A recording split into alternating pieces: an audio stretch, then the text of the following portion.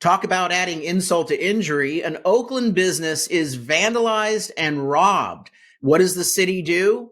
They charge the owner of the business for, quote, services rendered.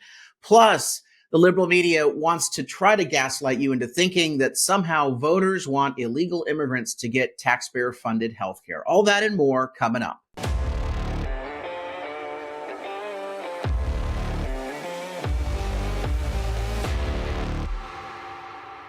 I'm Carl DeMaio, chairman of Reform California, and these are the top stories that we are covering today.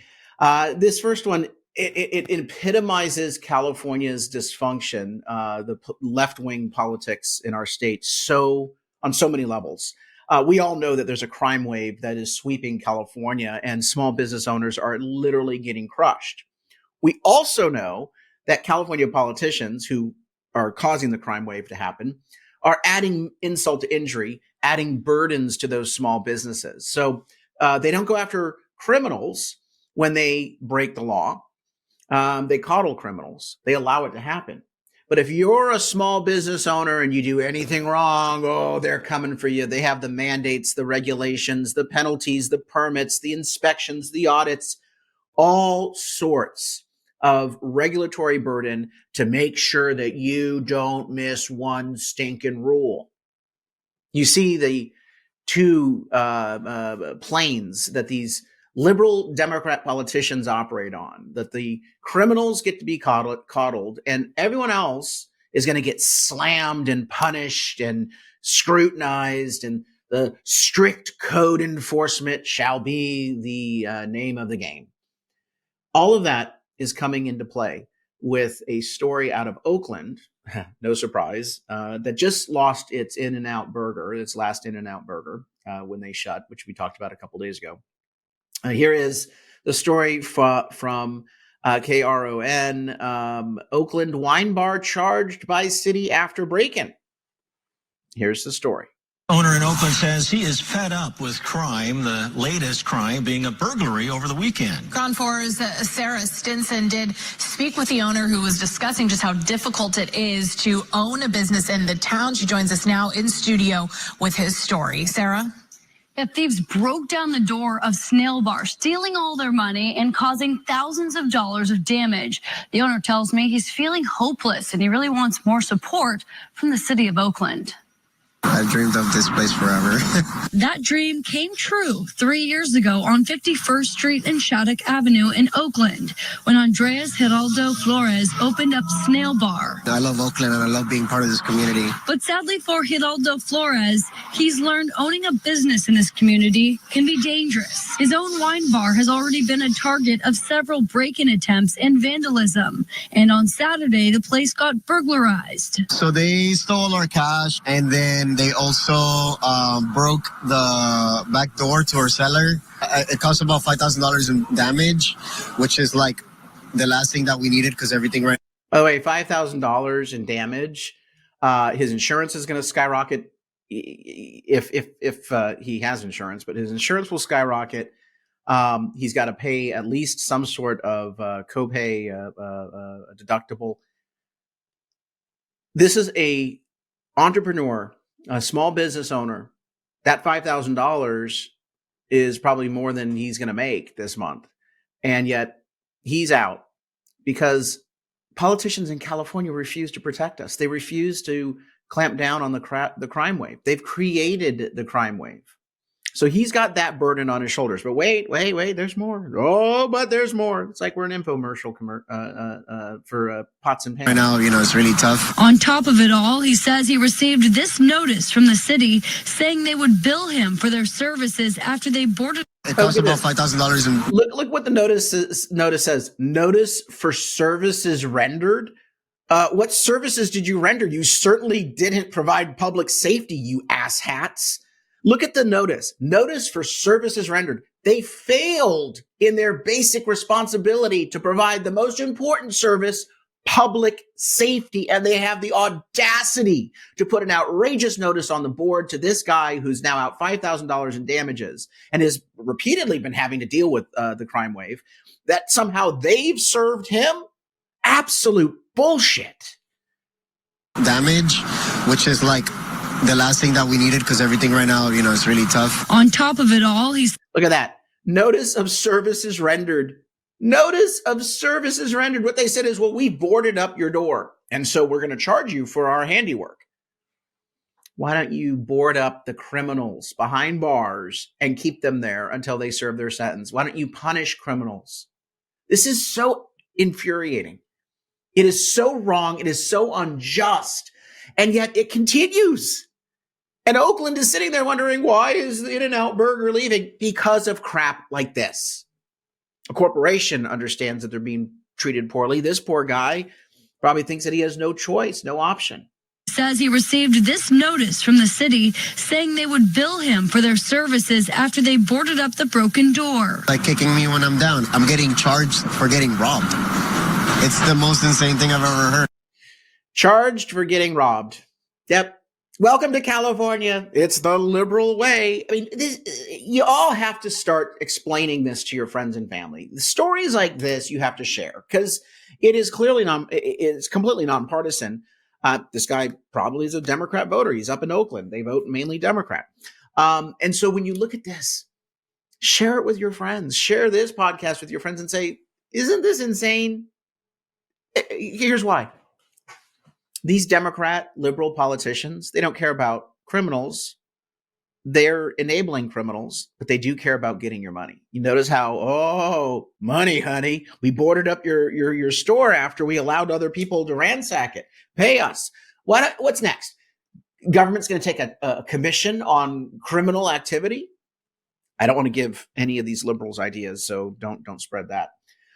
So yes, we are tracking that story. It's one of the worst ones that we've seen in a while.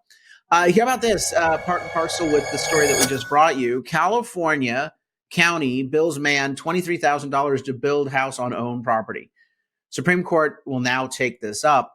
The Supreme Court of the United States will now have to consider whether El Dorado County can charge an exorbitant rate to allow people to use their own property. This is basically an infringement on property rights. At some point, the cost of government becomes so great to encumber your property that they basically violate your right to the property. And I hope the Supreme Court rules in favor of this guy. Excuse me. The guy bringing the suit is George Sheets. He actually has been in construction for 50 years, middle class, saving his money. He bought a vacant lot nearby Lake Tahoe. El Dorado County now wants to charge him $23,000 for, quote, traffic mitigation. You do understand he's building one unit. One unit equals $23,000 in traffic mitigation. Again, this is just robbery. It's theft. And by the way, these fees are not going to go to mitigate traffic. These politicians steal the money. They divert the money. You never get the roads. Oh, but you have to make the payment. This is one of the various reasons why California's housing costs are absolutely out of control. And so I'm really looking forward to following this Supreme Court case and hope that there is a positive outcome for this plaintiff. Take a look at the little home that's there. Do you think that home, here's a picture of it. You think that home is generating $23,000 in traffic? Remember, our roads are supposed to be paid for by a car tax and a gas tax. The dishonest politicians will also want a mileage tax real soon. You already pay your income taxes, your property taxes, all sorts of sales taxes. So government has more than enough money. Speaking of which, they're giving away billions of dollars to illegal immigrants in the form of free taxpayer-funded health care. But Cal Matters, a liberal blog, wants to try to gaslight you into thinking that somehow Republican voters even want free health care at taxpayer expense for illegals. That's not true at all. In fact, in the podcast we brought you yesterday, we showed you how 65% of Californians think that the border is a crisis. That same poll has a little nugget in it. I want to give you the polling. Here we are. 4 in 10 California voters think unauthorized immigrants, illegal immigrants, are a major burden to the country. And another 30% said that they're a minor burden. And then, of course, the rest would say no burden or don't know. But that's 70% of California voters saying that there's a burden from illegal immigration, with 40% saying a major burden. I would venture to suggest to you that you look at the crosstabs, because Republicans are united in seeing it as a major burden. And so there is no division on the Republican side of the aisle in terms of voters. There's no change in sentiment on the Republican side, and including independents believe that it's a major burden. Here we are here. Are unauthorized immigrants a burden to the country? Take a look at Republicans, 84%. That's a landslide.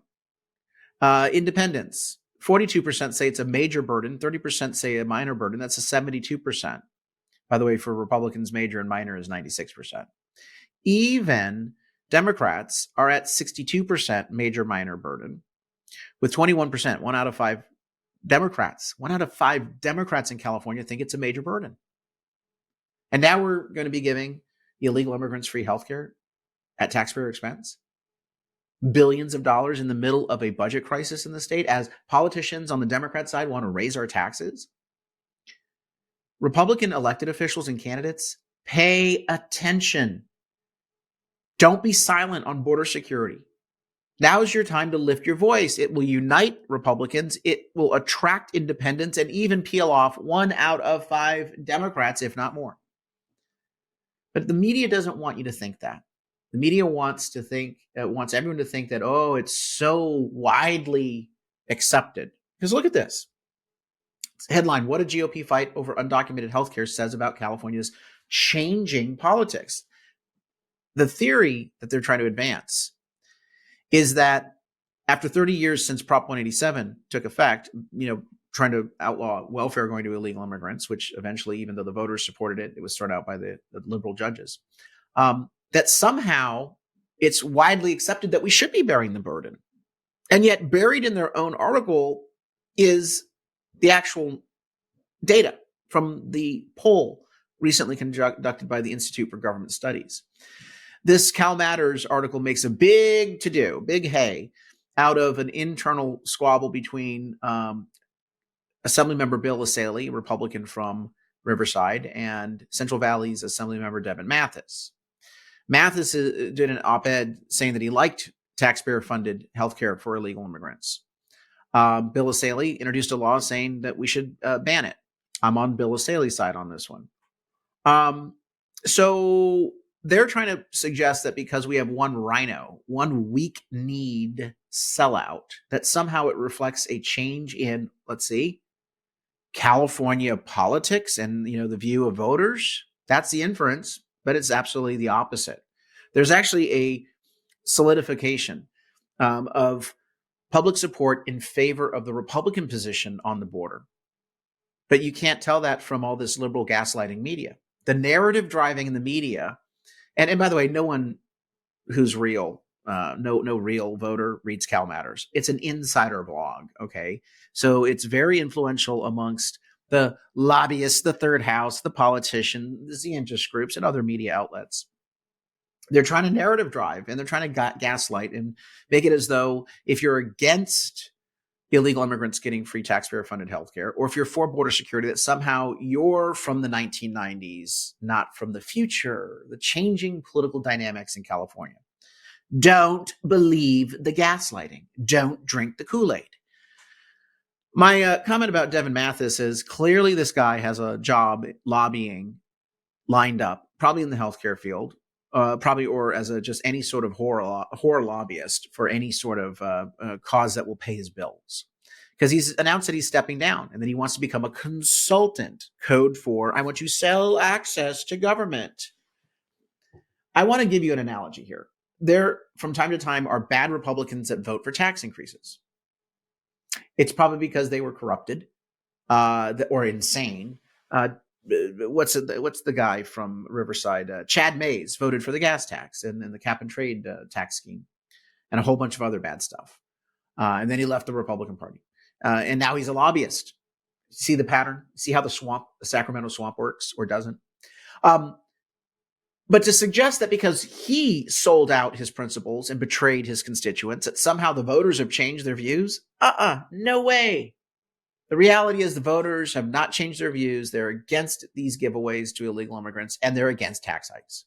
Cal Matters, you are an embarrassment. We're onto your scam, and we're going to call you out. All right, that does it for us. One thing, do check out the website, reformcalifornia.org, for these and other stories. Share that website, chip in a contribution, like and subscribe to this video. Make sure you smash that notification button so that you get notified every day at 5 o'clock when we post a new episode. Until next time, Carl DeMaio, Chairman of Reform California. Help us break through the censorship of the liberal media. Like this video, subscribe to this channel, and smash that notification button so you can stay up to date on all the developments in California news and politics. Also, please visit the website, reformcalifornia.org, for ongoing news coverage and to join one of our campaigns in the fight to take back our state. If you can, please sign up as a volunteer or chip in a contribution. This episode of Reform California with Carl DeMaio, paid for by Carl DeMaio for State Assembly 2024.